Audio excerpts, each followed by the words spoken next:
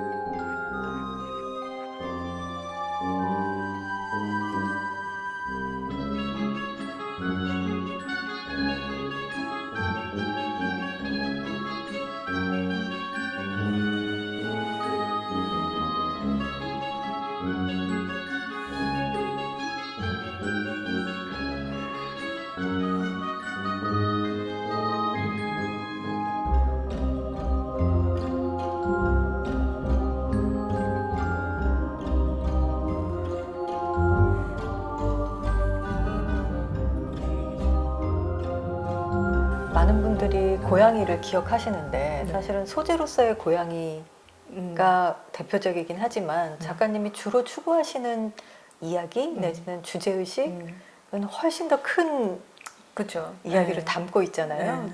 잠깐 소개해 주시면 좋을 것 같아요. 네. 근데 뭐 그 고양이를 처음 그렸던 이유는 일단 처음 제가 그림을 학교 때부터 그렸던 소재가 고양이 때문이기도 했었고요. 그리고 그때는 그 고양이 나나가 저한테 가장 진실한 소재였기 때문에 그 고양이를 선택했었고, 또 시점이 또 지금도 많이 다르지는 않은 게, 제가 사람이 아닌 길고양이였다면 이 도시의 풍경이라던가 뭐 어떤 사물의 관계라던가 이런 게 어떻게 보일까라는 이제 대입이 또 가능하잖아요. 근데 저는 항상 이 제가 바라본 세계가 낯설었기 때문에 고양이가 사람보다 더 가깝지 않았나, 고양이 나나가. 이번 전시 제목이 핵을 향한 다이브예요. 네. 어떤 이야기죠? 저는 이제 너무 시골에서 자랐고, 제가 많이 이제 우울했기 때문에, 내가 왜 이 세계에 태어났는지가 너무 우울했기 때문에, 사람도 위로가 됐을 수는 있겠지만 오히려 사람은 저한테 이제 아픔을 주거나 상실을 주거나 고통을 주는 존재에 더 가까웠고, 이제 풀이라던가 이제 나무라던가 산이라던가 그런 그린한 식물들, 그리고 또 이제 그런 숲을 사이에서, 그린한 숲을 사이에서 만날 수 있는 동물 친구들, 저에게 굉장히 위로를 많이 줬었거든요.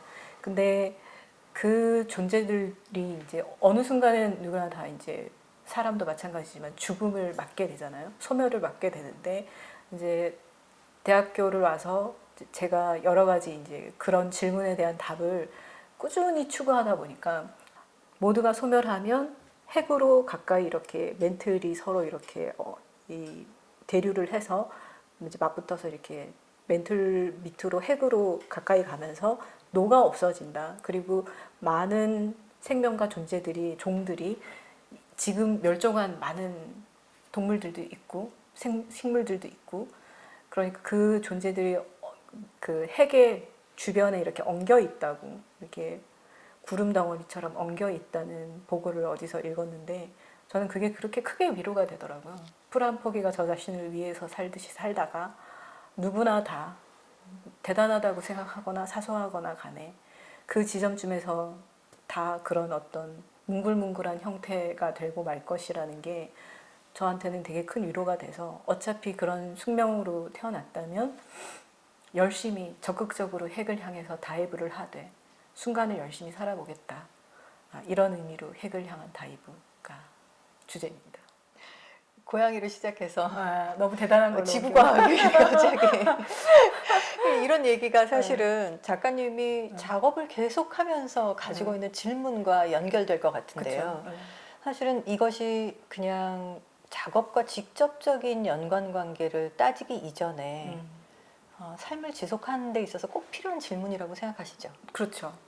그 질문 때문에 이제 물론 저는 이제 작가가 됐기 때문에 이제 누구나 다 그런 질문들을 하는데 저희는 그걸 이제 좀 더 장기적으로 더 많은 이제 조건들을 옆에 이렇게 붙여서 이 조형적인 언어로 풀어내는 게 작가라고 이제 저 스스로는 그렇게 정의를 많이 내렸습니다. 제가 작가님하고 이번 프로젝트를 준비하고 진행을 하면서 참 작가님 팬이 됐는데 너무 감사합니다. 그 이유가 네. 바로 지금 말씀하신 데 있어요.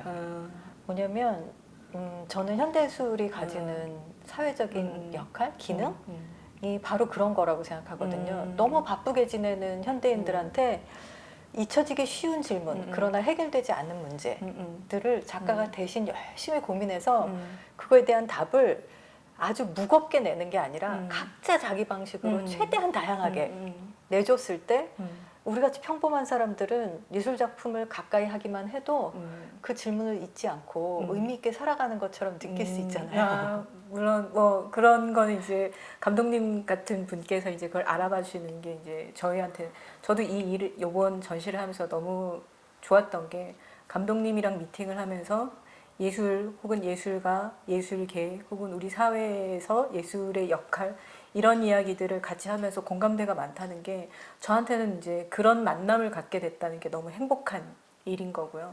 그리고 또 그걸 알아봐주고 지원을 해주시는 어떤 단체들을 만나는 것도 너무 행복한 일이었고, 그리고 또 이제 뭐 물론 당연히 관람객은 포함된 일이긴 하겠지만 이 일을 하면서 가장 행복한 순간들은 딱 그 지점인 것 같아요.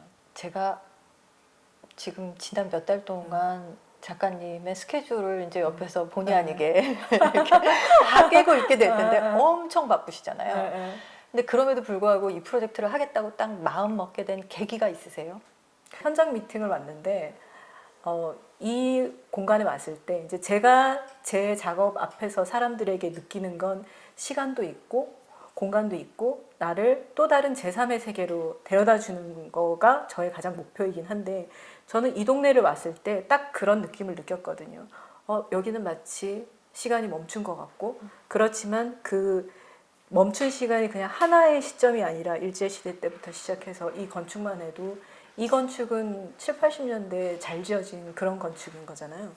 그래서 그 채집된 시간들을 하나의 공간 안에서 마치 내가 자연사 박물관에 온 것처럼 이 도시 안에서 그리고 철도가 갖고 있어 우리나라 철도가 갖고 있었던 이런 여러 가지 요소들을 이 공간 안에 이 동네 안에 이렇게 딱 녹여냈는데 이 동네가 또 없어질 거라는 이야기도 좀 들었고 또 제가 어렸을 때 그 가졌던 어떤 골목 빈민가의 어떤 골목들 뭐 이런 느낌들도 여기서 이제 비슷하게 느꼈었고요.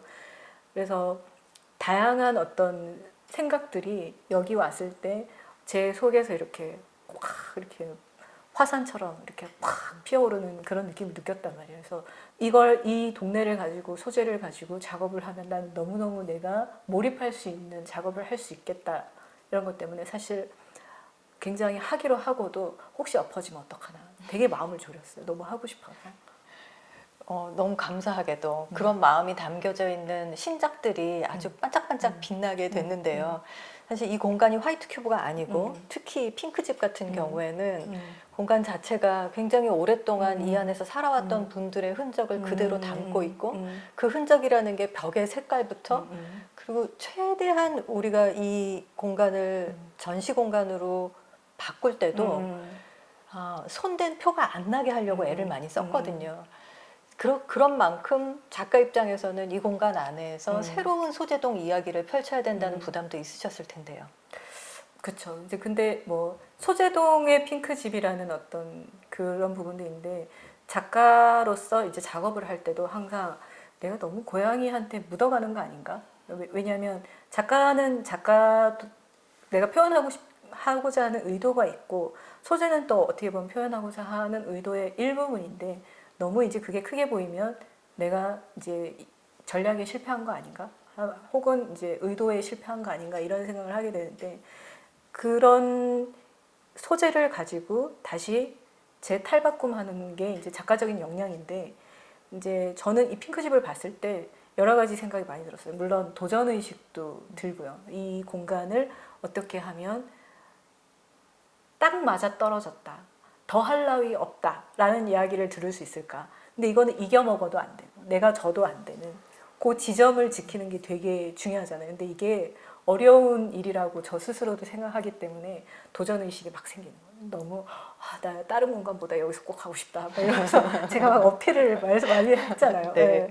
그래서 그 밸런스를 잘 맞춰 보고 싶었고 그리고 나름은 최선을 다했고요. 그리고 리뷰가 괜찮은 편이라고 해서 또 너무 행복하고 네, 좋습니다. 많은 분들이 이 공간에 들어오셔서 아주 즐거운 시간을 보내시는 것 같아요. 그러니까 이게 재밌는 게 굉장히 심각한 이야기에서부터 아주 놀이에 가까운 요소까지 다 들어있는 거예요.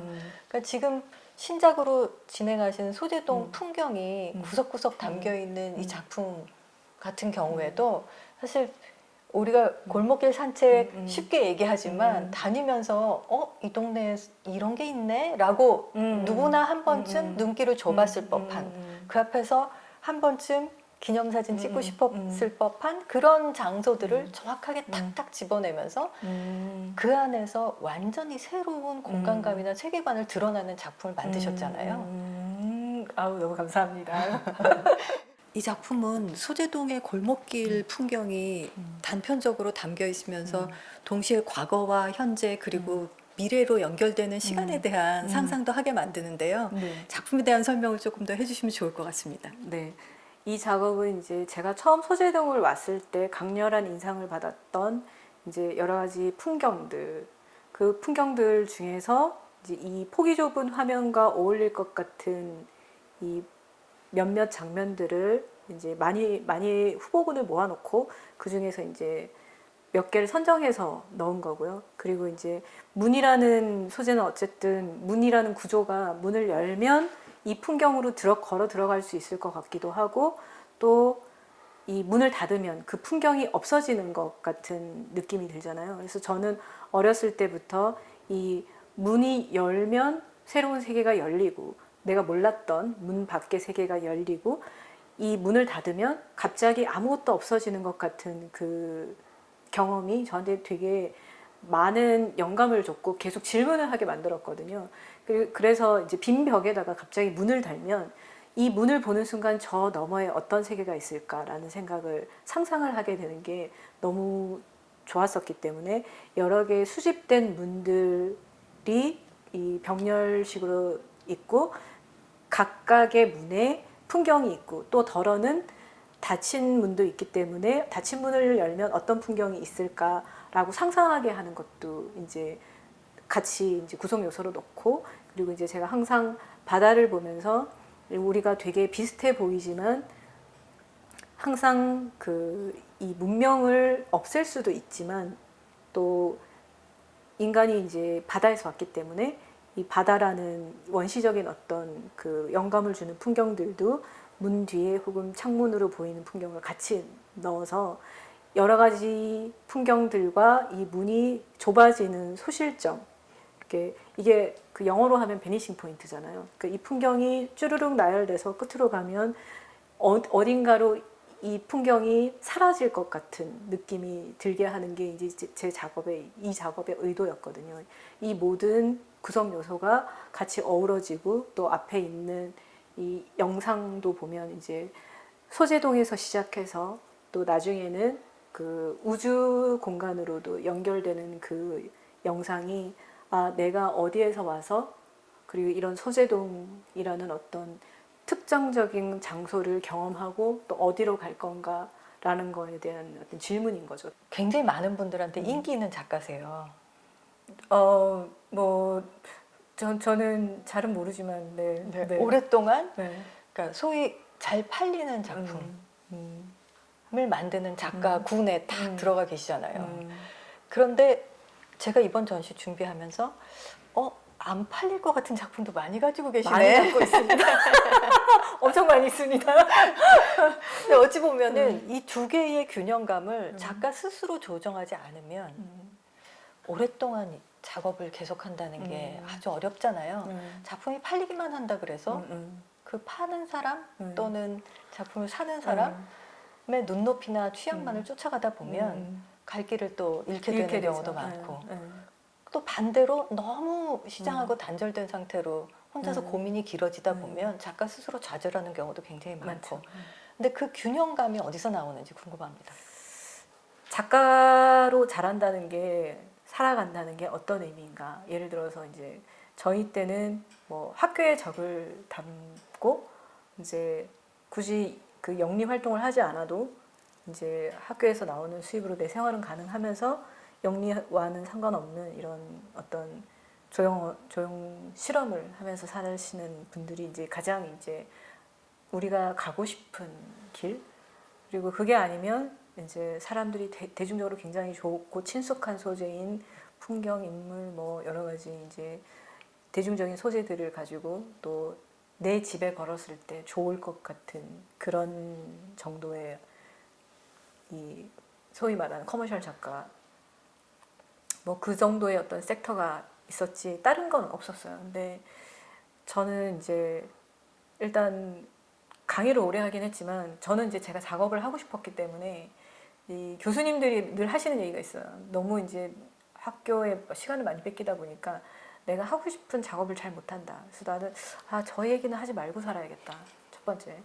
두 번째는 이제 강의를 해갖고 돈을 많이 버시는 분들도 있잖아요. 이제 저는 선화예고를 나갔었는데 돈 많이 버셨는데 처음에는 대부분 이제 내가 작가가 되고 싶어서 미대를 왔잖아요.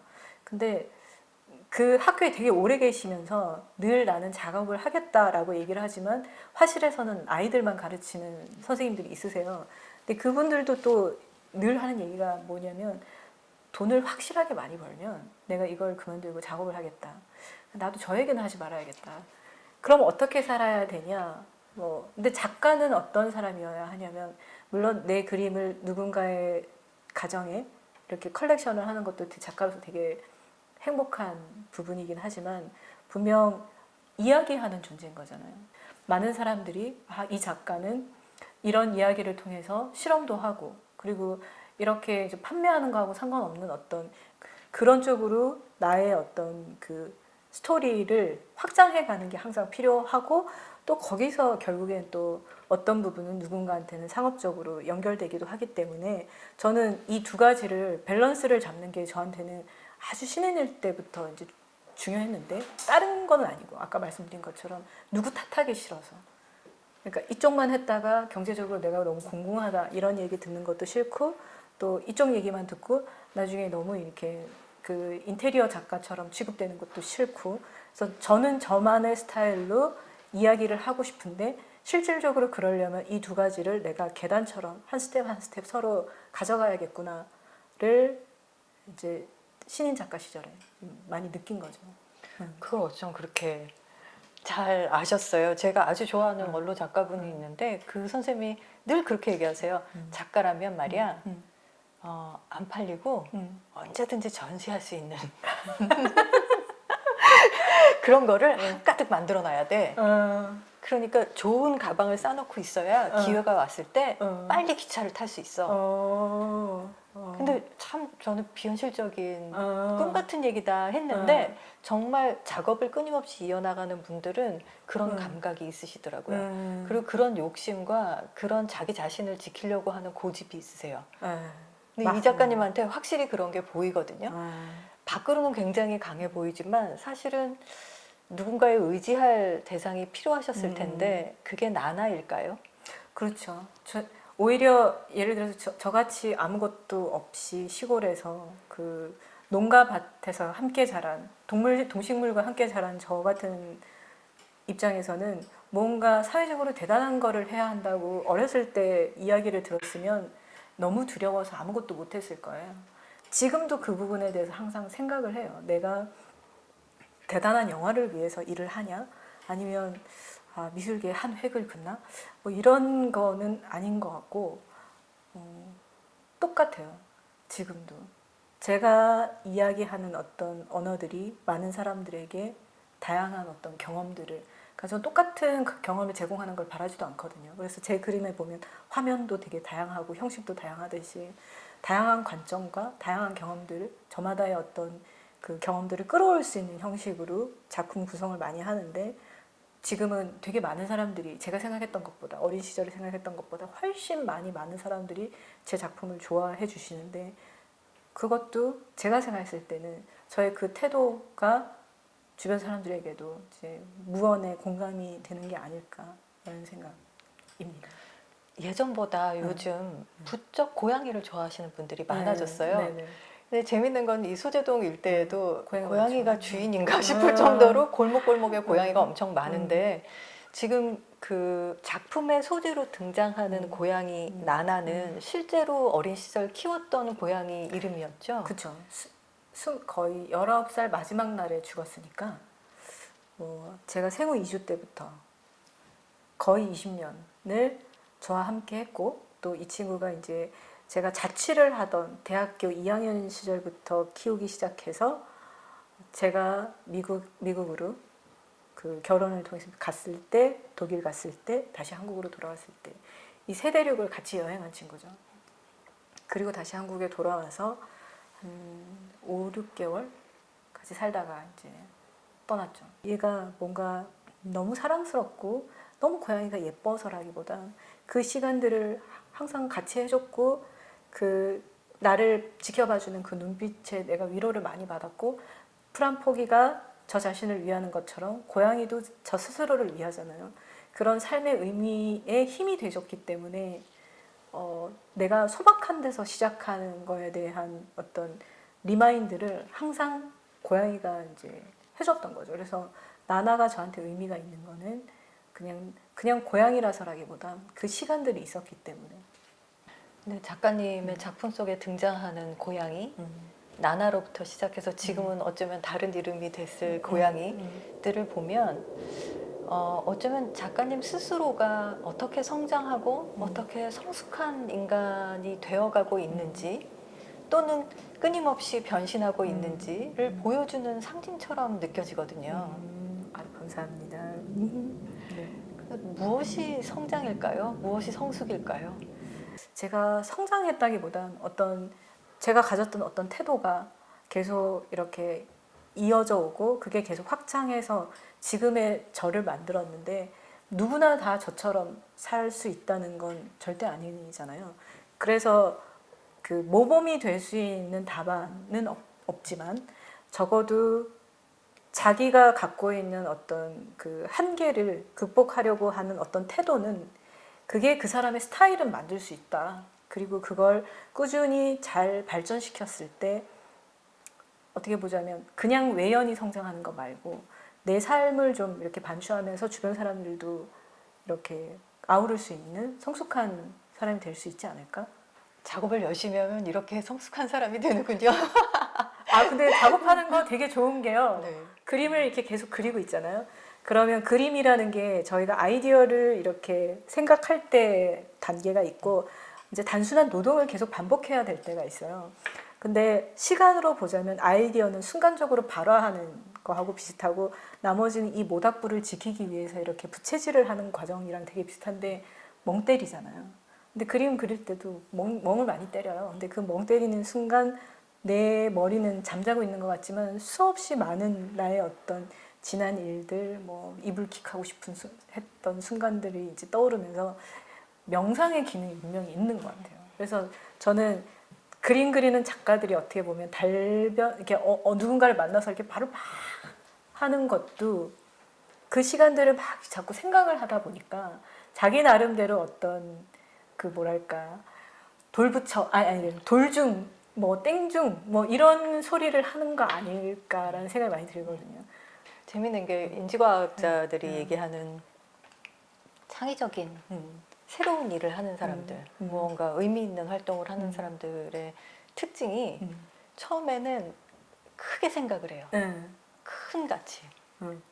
그런데 실제로 이걸 실행을 할 때는 얘를 확 줄여가지고 음. 아주 집중해서 act locally 그렇게 했을 때 결과물을 내거든요. 맞아요. 근데 지금 말씀하신 딱 작업의 과정하고 같네요. 저희가 이 정말 한도 끝도 없이 얘기할 수 있을 것 같은데 그쵸. 저는 감독님이랑 얘기하면 진짜 시간 가는 줄 모르겠어. 사실 이번 프로젝트를 네. 통해서 정말 작업과 음. 삶의 가치가 음. 하나로 통합되는 과정 같은 것을 공유할 수 있었던 것 같아서 아주 네. 너무 기쁩니다. 감사합니다. 제가 작가가 되고 싶었던 가장 큰 이유가 어떻게 보면 그 수학을 하거나 과학을 하거나 혹은 뭐 다른 전문가가 되는 거는 과업을 이루는 일이긴 하지만 분명히 다른 분야들이 내가 놓친 다른 분야들을 계속 미련을 가질 것 같은 느낌이 드는데 그림은 허구이지만 이거를 다 통합할 수 있는 거죠. 제가 이렇게 작가가 돼서는 잘 모르지만 뭐 이런저런 이야기를 막 하면 사람들이 그렇지 이런 지점과 이런 지점을 이렇게 엮어서 이런 이야기도 할 수 있구나를 이제 들어주는 공감해주고 들어주는 것처럼 말씀하신 것처럼 진짜 딱 그 부분 때문에 제가 작가가 된 부분이 크거든요. 앞으로도 그런 새로운 연결성 만들어내는 작업 기대하겠습니다. 이런 좋은 기회를 앞으로도 감독님께서 꾸준히 불러주십시오. 네, 감사합니다. 네, 감사합니다.